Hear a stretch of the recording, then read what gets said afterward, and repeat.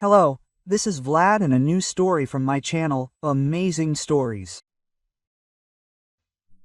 Irina knew she couldn't hold out like this for long.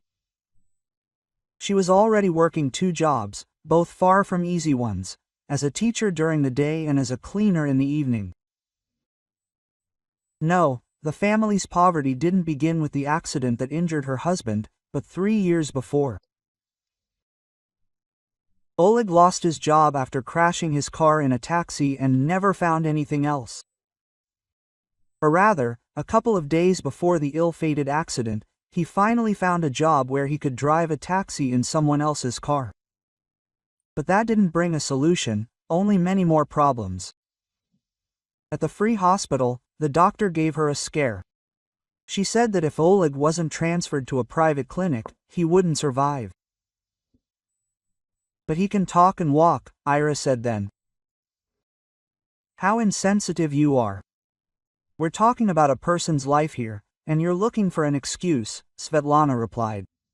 You see, we have absolutely no savings. Well, that's how it happened, and she warmed up. It was awkward to tell her that her husband hadn't worked in recent years, and had even invested money in some business and gone bankrupt. And right after the wedding, they had to pay for Oleg's mother's treatment. Yes, Ira even had to take out a loan. Oleg wanted to too, but couldn't. He had bad credit. She was still paying off that debt, and now she had to take out the additional charges for paid treatment. Well, I don't know, whatever you want, but if I were you, I'd look for money, the doctor snapped, looking menacing. Yes, I already have a loan, Irina muttered. Well, I can help you with that. I have a friend who works at a bank. I can see how sorry you are for your husband. Quote. The dark, long-haired brunette looked at her sympathetically. Ira felt as if she were hypnotized. This Svetlana was so tall, full-breasted, long-legged, and sleek, and she looked at me with her huge green eyes as if she had the right to give orders about life. Ira, on the other hand, was frail, brown-eyed, and had a boyish figure. She always felt like a gray mouse, always on the outskirts of life. Even to get an education, she had to work in a late-night flower shop. There was no one to help her. She had left an orphanage and was left to her own devices. Irina, generally speaking, wasn't the envious type, but she had a thing. She always sensed that if a person was self-confident, she tried to please them, which is why she married Oleg, whom her mother simply adored. And now, in this Svetlana, she also sensed an abundance she couldn't reach, a kind of magical love that opened all doors for her. And a feeling akin to envy or admiration awoke in Irina. Especially since Sveta was also a doctor. She decided people's destinies and saved lives. In short, Irina had no doubt that she should do as the doctor ordered. Delik supported this idea. Darling, well, of course, I dare not demand sacrifices from you. You've already done so much, but I know your love for me is very strong, so I dare not refuse you this. Quote.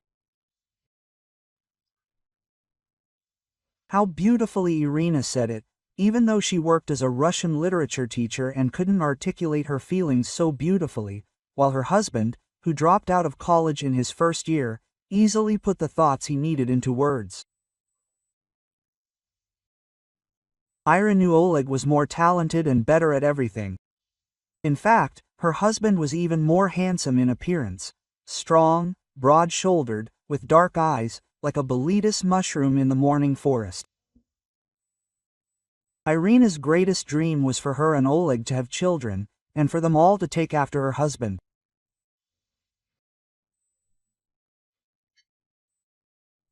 She was sure that in this case they would definitely inherit happiness and confidence, and she would do everything to ensure that the children received the full cup of love that she did not receive as a child.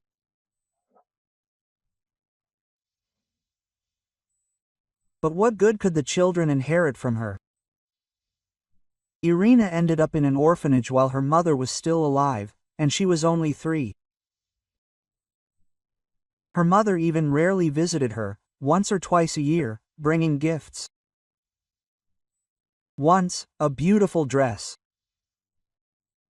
She promised to take her back someday, when her father reformed and stopped drinking.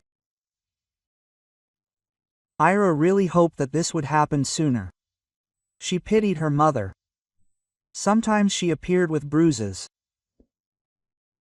Her father clearly liked to fight, so her mother protected Ira from him. "You'll see, your dad is a very good man, it's just that in this state he becomes someone else. But it's not Dad's fault. It's such an illness," her mother said once, when Irina turned 12. "Mom, don't come anymore. It's really hard for me." Quote, "I keep hoping, but you don't take me. The girl said that if you loved me, you would have left Dad and taken me. Why should I pay for his illness?" Ira asked. "So that's how it is." Her mother got angry, stamped her feet, and screamed that she was a wonderful mother, and Ira was slandering her. The girl tried to calm her down, but it was no use. "So that's how it is, right? Well, then, live as you please." Irina hoped her mother had said this without thinking, but she never came again. Only later did Ira realize it wasn't because she was in gratitude, but because her mother was simply happy without the child. "But she had to find a reason for me to come." From then on, Ira knew for sure that something was wrong with her. Parents don't just abandon normal people. She began to consider herself second class, and then even third class. Some kind of defect lurked within her, something she couldn't see from the outside. But Ira knew for sure she was the worst of them all and worthy of nothing. So she happily took out a loan in Oleg's name, a fairly large one, using the tiny apartment they'd given her in the orphanage as collateral. At first, she'd actually wanted to use the apartment where she and her husband lived as collateral, but Oleg explained that the apartment was registered to his mother, and it was absolutely necessary to upset her. Ira agreed. And anyway, she tried to keep Ksenia Igorovna ignorant of her problems with her husband. Her mother-in-law didn't really ask. She treated Irina coldly, even inviting only her son to her birthday and other celebrations. That's because she's really looking forward to grandchildren, but she doesn't want to pester you with reminders.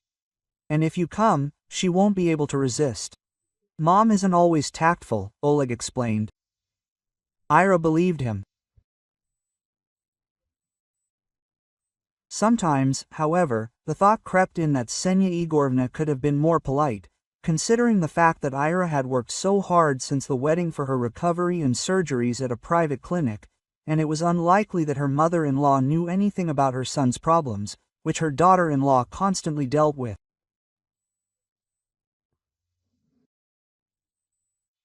But Irina dismissed these thoughts as flawed and ungrateful.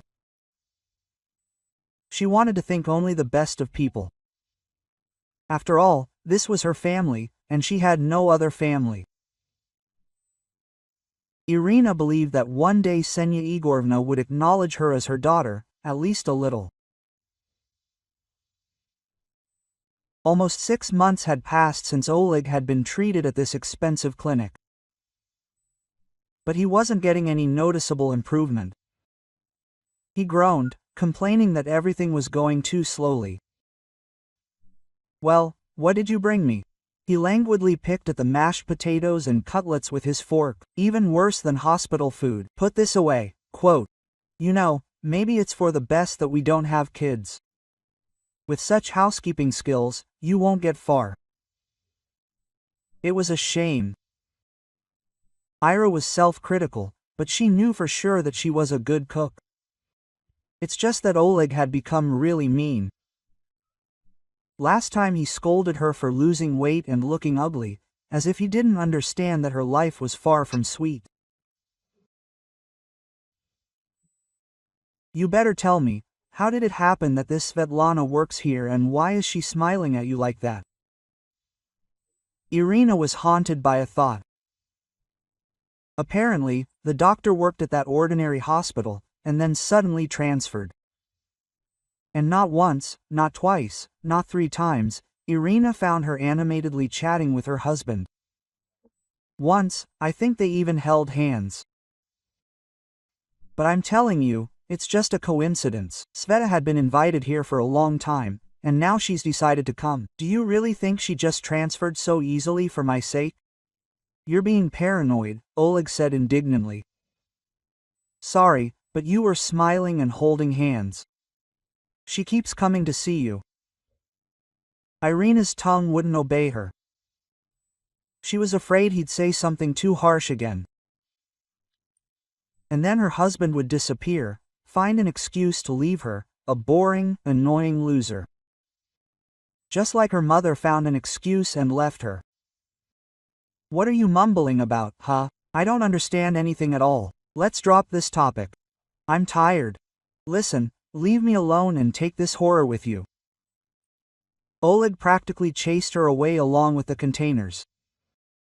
Ira didn't argue, got ready and left. She paced the hallway, and suddenly felt sick. She decided she had to go back and tell her husband how much she loved him. She felt ashamed. How could she have spoken to him so angrily? But isn't it obvious he's not feeling well? And Oleg should simply be pitied. Ira took heart from the thought that they wouldn't part on such a sour note, and she ran headlong into the room, flung open the door, and suddenly saw an elderly woman. Oh, excuse me, I think I was mistaken. My husband's room is right here. Ouch, my head is spinning. Irina looked into the woman's sad eyes and tried to apologize for disturbing me. Besides, no one comes to see me anyway. My son disappeared a couple of months ago, and my stay here will soon be up. Artyom still hasn't shown up. I don't even know what's wrong with him. He's a good boy, actually. And you look pale. Sit down. Here, pour some water. My name is Anna Petrovna. The woman nodded toward the decanter and plastic cup. Irina obediently poured the water and took a sip. The panic gradually subsided. Or perhaps you'd like something to eat. They say the hospital food isn't very tasty. Irina noticed that Anna Petrovna was greedily inhaling the smell of food, though she tried to avert her gaze. Irina was familiar with this. When other children received treats but not hers, she always pretended not to be hungry. It was humiliating to ask for a share. Quote, "You probably made this for your husband, right?" The elderly woman was clearly refusing with all her might. And just for show too. Quote, "Well, yes, but he's so picky. Maybe you'll like it." Ira delicately opened one of the containers, which her husband hadn't even touched. Anna Petrovna didn't wait for small bites, but devoured every last crumb with a vengeance. Praising it all the while. Quote, "And here's the thing. At the hospital, they only feed morning and evening, there's no lunch. Usually, patients eat with their own money, or those who visit. So it's even embarrassing, but I'm really hungry," the elderly woman admitted. "And your husband is that strong, brown-eyed Oleg?" Irina nodded. Anna Petrovna, for some reason, looked at her with sympathy and sighed. Quote, "And why are you so upset? Have you heard something?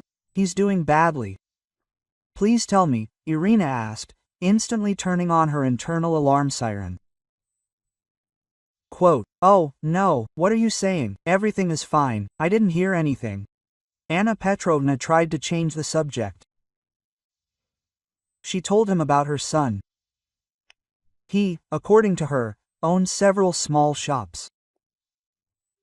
He used to come every day, but then he went on a business trip and disappeared. Anna Petrovna was worried, but his wife, Tatiana, said that her husband simply decided to take a break from his mother, and it seemed awkward to tell him.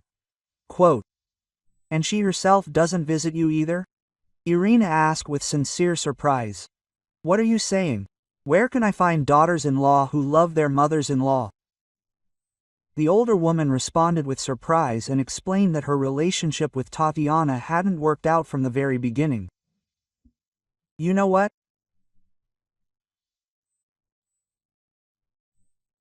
I'll keep coming to see you, and maybe your son will show up there, and everything will work out," Irina said. She suddenly decided not to return to her colleague for now. Let him sulk and be offended. She needed to know her worth. She was already doing everything she could, and even more. And so it went. For several days, Ira would visit Anna Petrovna first, bringing her food, and only then would she go to her husband without any containers. He even started to get indignant at her lack of concern for him. Quote, "Well, you were always criticizing my cooking." But secretly, Ira smiled at the thought that her husband seemed to have begun to appreciate her. "Yes, I told the truth. But, actually, I thought you'd learn from that and cook better, not become so brazen as to not bring anything," Oleg protested. "No, I'd rather not try. If you don't want it, then don't eat it," Irina said. She'd been talking a lot with Anna Petrovna for the past few days, including telling him about her life. Granny had said that Ira had completely spoiled her husband, so she shouldn't be so coddled. Irina thought and came to the conclusion that she was right about something. But isn't it enough that Ira takes out huge loans, mortgages her only apartment, works 2 jobs, and still runs here at lunchtime? And that's it. For what? To listen to another whining from her ungrateful husband? No, she's enough of a rope. She decided to be stricter with him. "Oh well, don't be offended, I love you."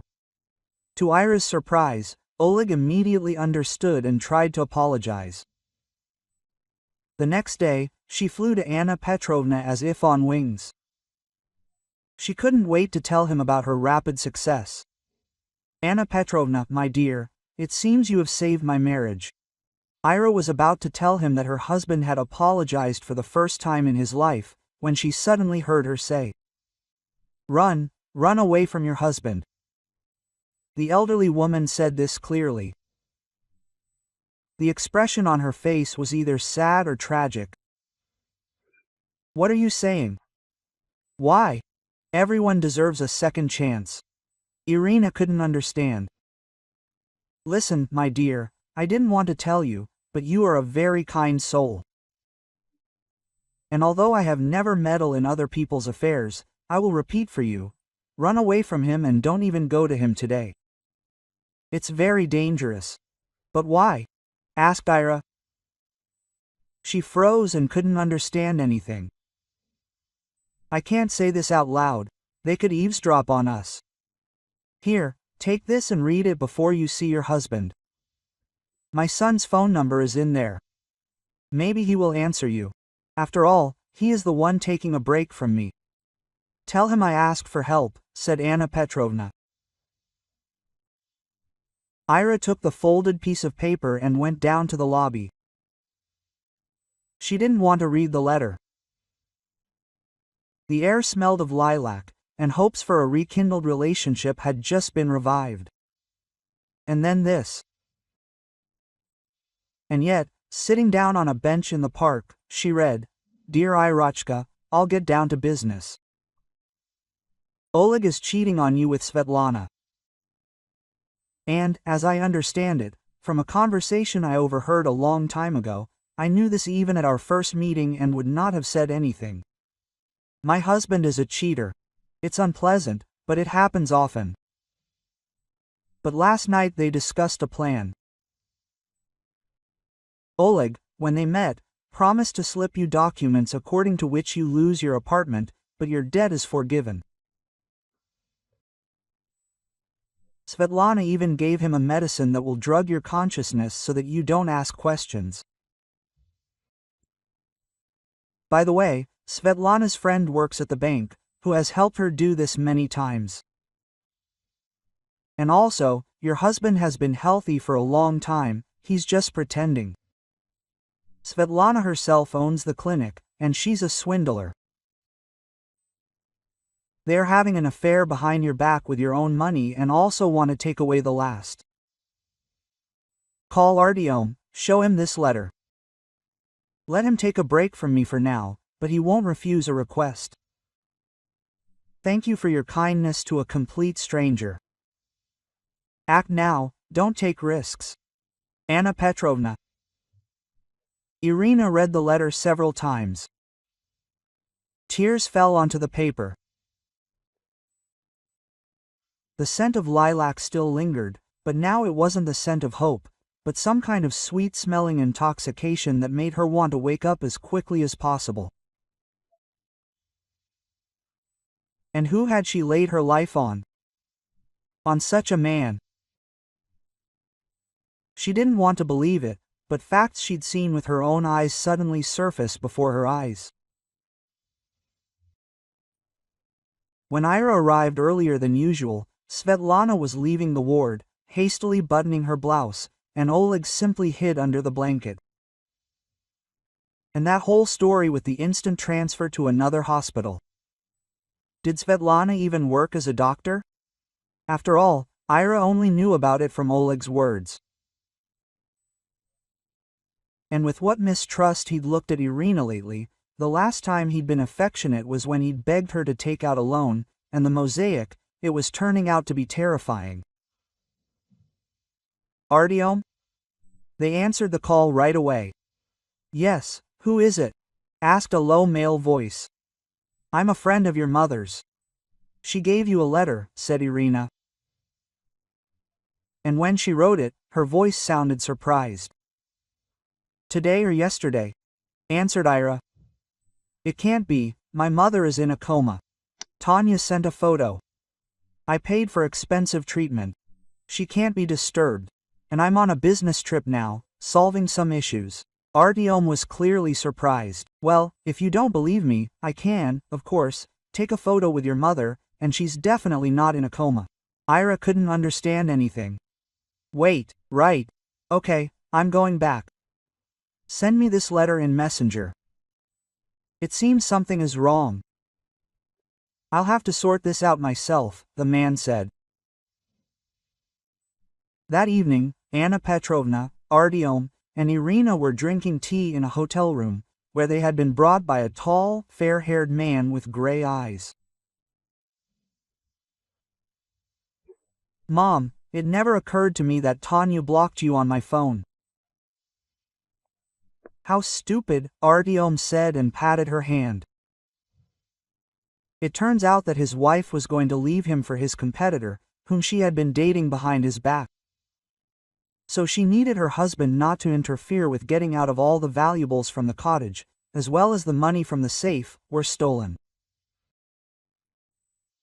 Tatiana asked her lover to create a situation so that Artyom would leave, but his mother-in-law neutralized it in such a way that she wouldn't understand anything and wouldn't tell her son.